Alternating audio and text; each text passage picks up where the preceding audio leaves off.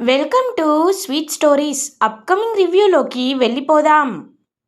భూమి వేసిన పక్కా ప్లాన్ ప్రకారం గగన్, ఆకాష్ ఇద్దరూ ఒకటా కాదా అని సూర్య తెలుసుకునే ప్రయత్నం చేస్తున్న టైంలోనే మీరా పోలీస్ స్టేషన్కి వస్తుంది.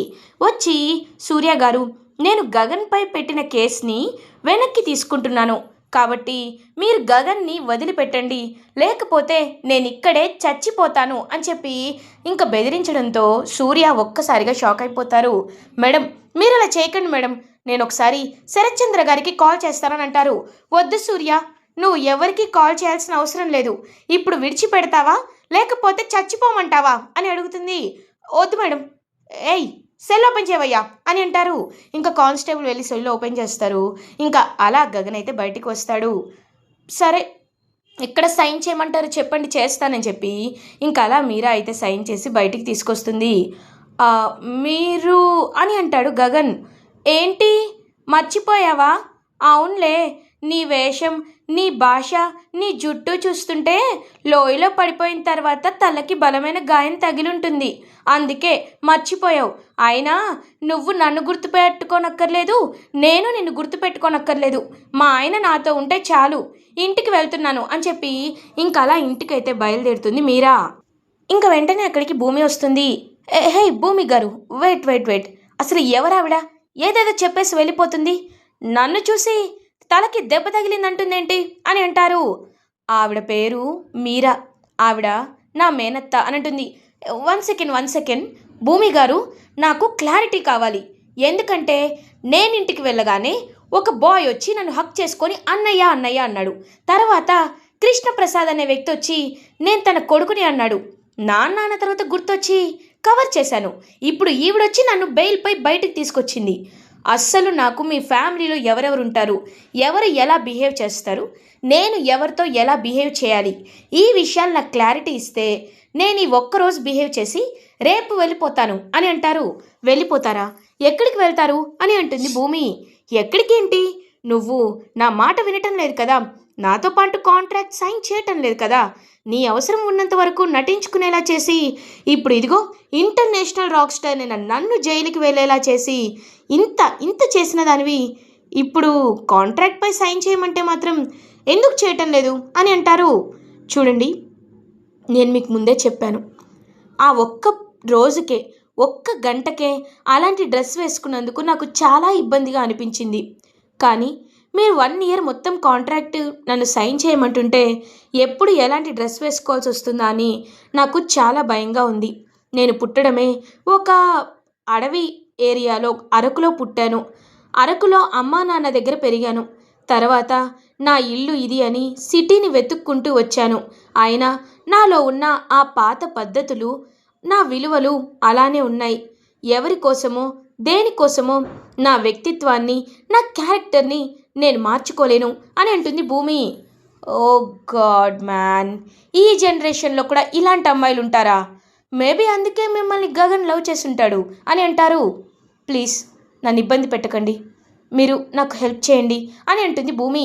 అప్పుడే సూర్య వచ్చి, రే గగన్, తప్పించుకున్నాను అనుకుంటున్నావేమో, సిటీ దాటి వెళ్ళావో ఎన్కౌంటర్ చేసేస్తా, ఎందుకంటే నీకు బెయిల్ వచ్చింది కండిషన్స్పై, నువ్వు 3 నెలల వరకు ఈ సిటీ దాటి వెళ్ళకూడదు, అర్థమైందా అని చెప్పి వెళ్ళిపోతుంటే, హలో మిస్టర్ సూర్య, ఇందాకటి నుండి చూస్తున్నాను చాలా పగతో ఉన్నట్టున్నారు. ఓ, అర్థమైంది, నన్ను చంపేయాలి అని అనుకుని చంపేశానని హ్యాపీగా ఫీల్ అయ్యి డబ్బులు తీసుకొని ఒక లంచాలు తీసుకునే జంతువులా మారి ఇప్పుడు నేను తిరిగి వచ్చానన్నా ఇంతలా ఇరిటేషన్గా ఉన్నావు అని అడుగుతారు. రే గగన్, ఏ సూర్య, ఇంకొక్క మాట కూడా నా నోట్లోండి రానివద్దు, వస్తే ఏం చేస్తానో నాకే తెలీదు. ఇంకొకసారి నా జోలికి వచ్చినా, నా ఫ్యామిలీ జోలికి వచ్చినా ఏం చేస్తానో చెప్పను, నీ కాళ్ళు చేతులు విరిచి నీకే నీకే ఇస్తా, గుర్తు పెట్టుకో అని గగన్ చాలా స్ట్రాంగ్గా వార్నింగ్ ఇస్తాడు. ఇంకా సూర్య ఏమీ అనకుండా అక్కడి నుండి వెళ్ళిపోతారు. సో ఇంకా అలా భూమి అయితే అందరి గురించి చెప్పేసేసరికి గగన్కి ఫుల్ క్లారిటీ వస్తుంది. ఇంకా అలా శారద ఇంటికి రీచ్ అవుతాడు. నాన్న, వచ్చేసావా అని చెప్పి పాపం శారద వెంటనే ఎంతో హ్యాపీగా హక్ చేసుకుంటుంది గగన్ని.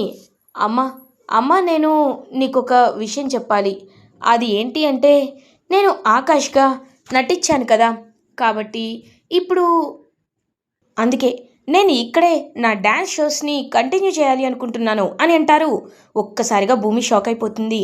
అలాగే నాన్న, నీకు నచ్చింది చెయ్యి అని అనేసరికి అప్పుడే అక్కడికి తారా వస్తుంది. ఏంటి గగన్ గారు, మన పెళ్ళి గురించి మర్చిపోయారా అని అంటుంది. వాట్, ఏం పెళ్ళి అని అంటారు. ఇదేంటి, నా గురించి మర్చిపోయారా లేకపోతే నటిస్తున్నారా? మీరు మీరు నన్ను పెళ్లి చేసుకుంటానని మా అన్నయ్యకి మాట ఇచ్చారు. అలాంటప్పుడు మీరు నన్ను పెళ్లి చేసుకుంటేనే నీ చెల్లెలు బాగుంటుంది అని మీ చెల్లెల్ని మా అన్నయ్య పెళ్లి చేసుకుంటానని చెప్పాను. కానీ మీరేం చేశారు? దొంగల పిరికివాడిలా ఇదిగో ఈ భూమితో కలిసి పారిపోయారు. ఇప్పుడేమో ఇలా వచ్చి పెళ్ళే చేసుకోను అంటున్నారు. చూడండి, మీరు చేసింది మోసం అని అంటారు. ప్రూఫ్ ఉందా అని అడుగుతాడు గగన్. ఒక్కసారిగా తారా షాక్ అయిపోతుంది. ఏంటి అని అంటుంది. అవును, ప్రూఫ్ ఉందా? నేను నిన్ను పెళ్లి చేసుకుంటానని అగ్రిమెంట్ పే రాశానా? నేను నిన్ను పెళ్లి చేసుకుంటానని వాయిస్ రికార్డ్ చేసి ఇచ్చానా? నేను నిన్ను పెళ్లి చేసుకుంటానని మీడియా అందరి ముందు చెప్పానా? లేదు కదా. అలాంటప్పుడు నేను నిన్ను పెళ్లి చేసుకుంటానని ప్రామిస్ చేయడం జరిగిండదు కదా అని అంటారు ఆకాష్. ఇది మోసం, మోసం. ఏంటి మోసం? ఏంటి మోసం? నీకు ప్రేమ ఉందా? నిజంగా నీకు నాపై ప్రేమ ఉందా? ఒకవేళ నిజంగా నీకు నాపై ప్రేమ ఉంటే నేను ప్రాణం కంటే ఎక్కువగా ప్రేమించిన మా చెల్లెలు పూరిని నువ్వింతలా టార్చర్ పెట్టేదానివా? రోజుకొక నరకాన్ని చూపించేదానివా? ప్రేమ అంటే అందరికీ పంచడం. ప్రేమ అంటే ప్రేమించిన వాళ్ళనే కాదు, వాళ్ళ చుట్టుపక్కల ఉన్న పరిస్థితులని, వాళ్ళ ఫ్యామిలీని, అందరినీ ప్రేమించడం. అంతేకాని నీలా ఇంత సాడిస్ట్లా బిహేవ్ చేయడం కాదు. ఏంటి, నా చెల్లెని కొడతావా? నా పూరి చేయి చూశాను, వాతలు పెడతావా?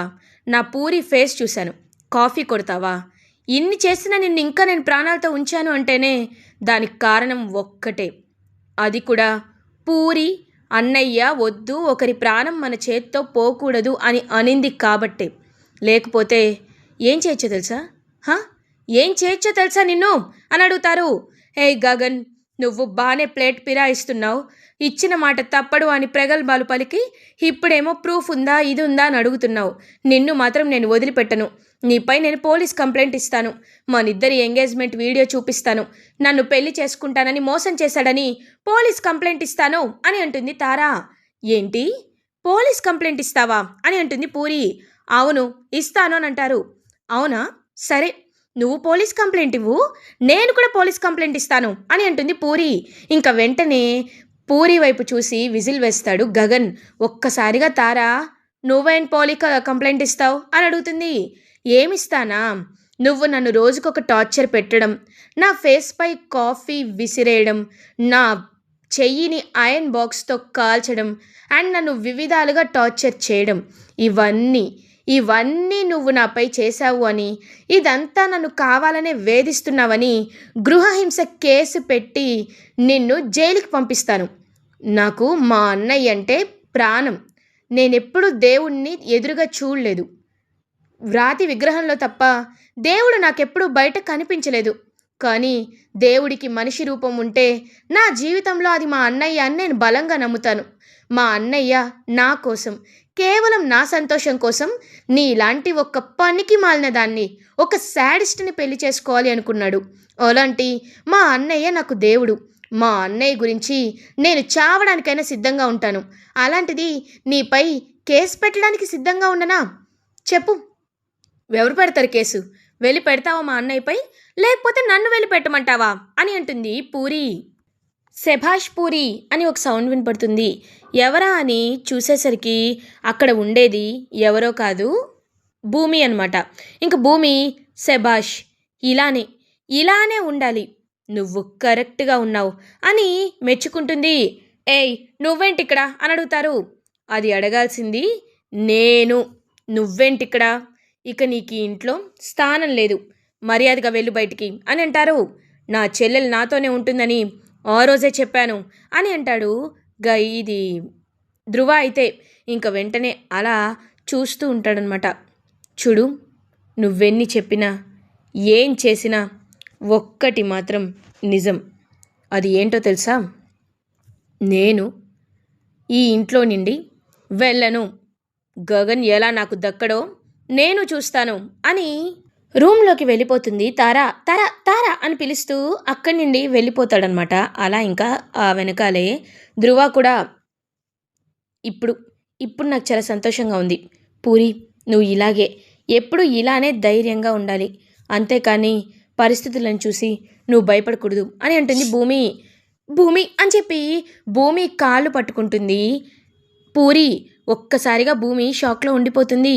పూరి, ఏం చేస్తున్నావు పూరి అని అంటుంది. లేదు, నేను నేను ఎంత పెద్ద తప్పు చేశానో నాకు అర్థమైంది. నిన్ను నిన్ను కేవలం శివ విషయంలో దోషిగా ఆ అపూర్వ చెప్పిన దొంగ సాక్ష్యాల్ని వినేసి నిన్ను చాలా బాధ పెట్టాను. నేను చేసింది చాలా పెద్ద తప్పు భూమి, చాలా అంటే చాలా పెద్ద తప్పు. నీ కాలు పట్టుకున్నా నా పాపం పోదు. నన్ను క్షమించు భూమి, నన్ను క్షమించు అని భూమి కాలు పట్టుకుంటుంది. ఒక్కసారిగా ఇంకా అలా చూస్తూ ఉంటుందన్నమాట. పూరి చూస్తూ, పూరి లే లే నువ్వు ముందు చూడు పూరి, నీకొకటి చెప్పనా? ఎప్పుడైనా జీవితంలో ఎప్పుడైనా సరే ఒక నిర్ణయం తీసుకునేటప్పుడు ఆలోచించాలి. ఒక ప్రేమ అనేది ఎంతో పవిత్రమైనది. నా తమ్ముడు నిజంగా నేను బిందుని ప్రేమిస్తాడని అనుకోలేదు. అప్పుడు కూడా నువ్వు ఇలాగే చనిపోతాననే ఒక నిర్ణయం తీసుకోవడం వల్లే గగన్ బావకి నేను ఆ నిజం చెప్పలేదు. లేకపోతే అప్పుడే సమస్య సాల్వ్ అయిపోయేది, పెళ్లి పీటల వరకు వచ్చేదే కాదు. ఇప్పుడు కూడా ఇలాగే జరుగుతుంది. చూడు పూరి, ఇకపై ధ్రువ నీ భర్త, ధ్రువ నీ జీవితం.